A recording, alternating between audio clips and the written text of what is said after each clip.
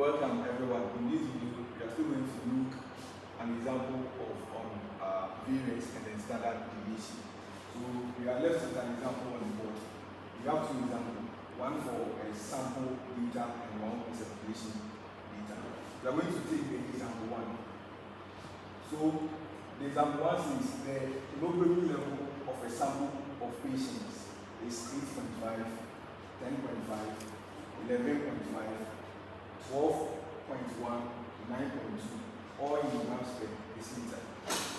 So I'm going to calculate for the standard deviation and the variance. Before you calculate for the standard deviation and the variance of a sample data, you need to first calculate for the mean before you can go ahead to calculate for the standard deviation or the variance. Now, we have the formula for the mean to be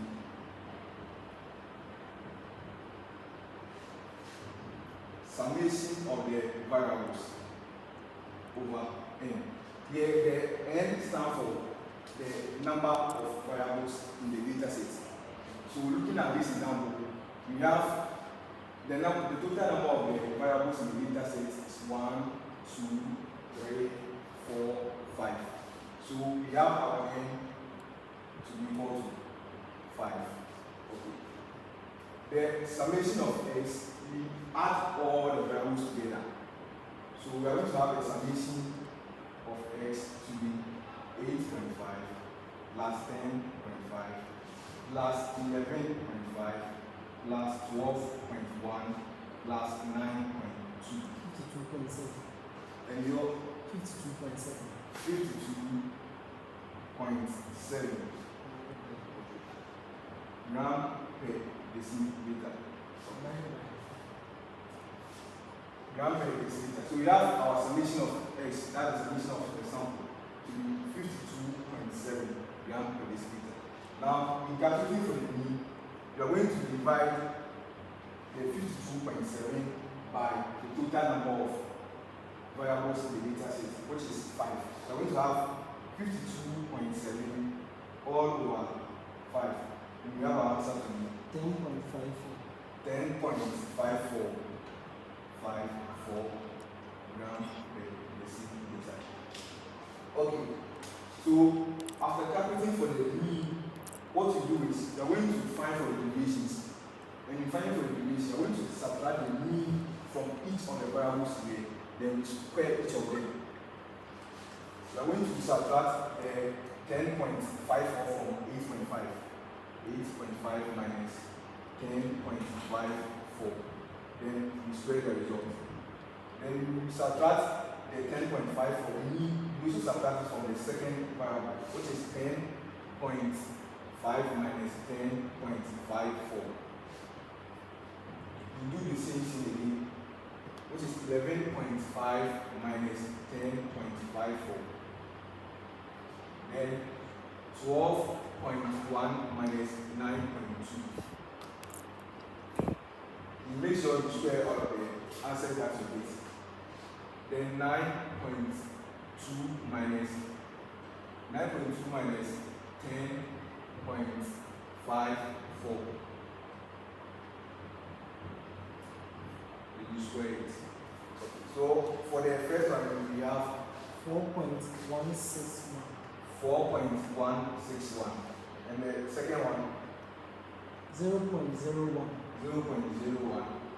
Third one 0.9216. 0.9216. Then the next one 2.4336. 4336. And the last one is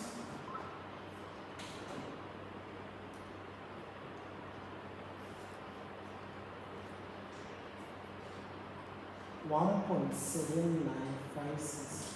1.7956. Okay, so when you are done calculating for the deviations, you sum all the deviations and you put it into the standard deviation formula or the variance formula. So you are going to firstly find for the variance. Then you have the formula for the variance to be equal to summation of x minus the mean all squared all over n minus 1. And then this formula is for a sample data. We have a formula for population data, but this formula actually stands for a sample data. Okay. So we are going to add all the values that we got and put it in place of the new data. So we are going to have summation of x minus the mean all squared to be equal to 9.3218. So we got the numerator to be 9.3218. Then the n stands for the number of variables in the data set. We have 1, 2, 3, 4, 5. So we are going to get our standard, the variance to be equal to 9.3218 all over 5 minus 1. We are going to have 4 for the numerator. We are going to have 9.3218 all over 4. 2.33045. So we're going to have 2.3305 to be the value for the variance. Now, in calculating for the standard deviation, when you have the answer for the variance, you just square root the answer to get your standard deviation. So we have our standard deviation to be equal to the square root of the variance. We have our variance to be 2.3305. Then our answer is 1.527. 1.527. Okay. So after calculating for the answer, you need to add the unit. Otherwise, you will mark wrong. So the unit is gram per deciliter, and you square the answer. You square the answer for the variance. But for the standard deviation, you don't square the unit, which is gram per deciliter. So we are going to go over. Then we solve our next question. Okay. So we are here to calculate for the standard deviation and the variance. So before you can calculate for the standard deviation and the variance, you need to find for the mean of the data set. And in calculating for the mean of the data set, you have a formula to be summation of the variables all over n. The n stands for the number of variables in the data set. So we are going to sum the 8.5 to 10.5 to 11.5, 12.5, 12.1, and 9.2. Then we had 52.7 grams per deciliter. So we substituted the answer into the mean formula divided by the number of variables, which is 5. Then we have 10.54 grams per deciliter. Okay. If you get the mean, now we subtract the mean from each of the variables and then you square the answer that you get. And those answers stand for the deviations. So I'm going to subtract the 10.5, which stands for the mean from the 8.5, the 10.5, 11.5, 12.1, 9.2, and we have the variables for these figures. So after you add all these figures and you substitute it in the variance formula, and then this quantity here stands for summation of all the variables for deviations. So we had 9.3218. So we substituted it in place of the numerator. They divided by 5 minus 1. We know that 5 stands for the number of variables, total number of variables in the data set. Then we got 9.3218 all over 4. Then we had our answer to be 2.3305 grams per deciliter all squared. We made sure we squared the unit. Then we went ahead to calculate for the standard deviation by square rooting the answer we got for the variance, which was 2.3305. Then we had 1.527. Okay, now let's go to our second question. This is a sample, population data. Population data. And population data, the standard deviation formula is different. here you are also going to calculate for the mean first before you can go ahead to calculate for the standard deviation or the variance. We have our mean equal to the summation of the variables all over n. Now, the summation of the variable will be equal to 98 plus 94 plus 99 plus 100. 391. You get 391. The n stands for the total number of variables in the data set. And then you have the total number of variables to 1, 2, 3, 4. So n is equal to 4. So we have our mean to be equal to 391 all over 4. 97.75. 97.75. And the unit is in percentage. Okay. So when you are done calculating for the mean, you go ahead and do the same as we did for the first one. You're going to subtract the mean from each of the data, sorry, the variables in the data set. Then you square the answer that you get. So you are going to have 98 minus 97.75 all squared. Then 94 minus 97.75 all squared. And 99 minus 97.75 all squared. Then 100 minus 97.75 all squared.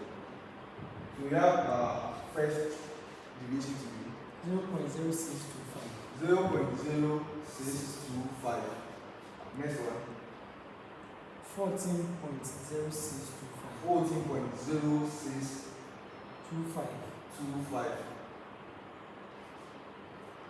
1.5625. 1.5625. The last one is 5.0625. 5.0625. Okay. So these are our deviations. The variance formula for the population data is equal to summation of x minus the mean all squared all over capital N. Please, you bear in mind, here you don't subtract 1 from the N. And also the N is a capital letter. Okay. So you are going to sum all the deviations and put it in place of the numerator. So we have all our answer to be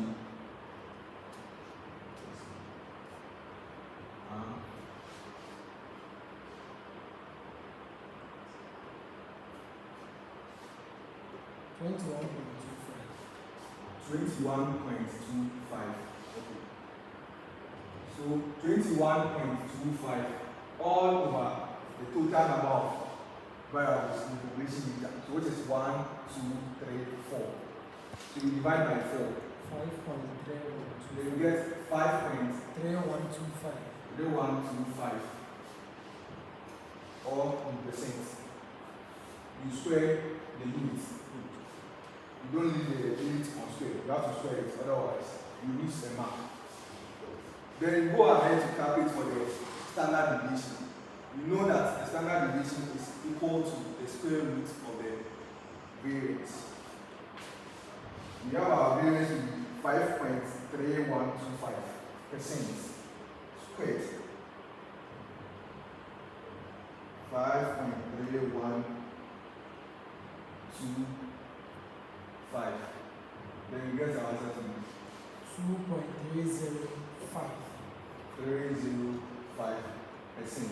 Here, you do the units on square. You don't square the units. And that's one of the difference between variance and the standard deviation. Okay. So we are going to go over what we have done so far. Okay. This is a population data. So before you calculate for mean or standard deviation, you have to make sure you first get your mean before that you can calculate for variance or standard deviation. We have our mean formula to be summation of the variables all over n. The n is the total number of variables in the data set.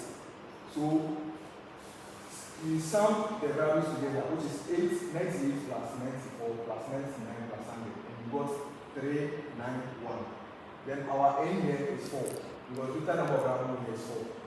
So we divided the 4 by the 3 to get our mean. Then we got 97.75%. Before you can go, the next steps in calculating for the standard deviation, what you do is you subtract this mean from each of the variables and you square the answer that you get. So you subtracted the mean from 98, then you got 0.0625.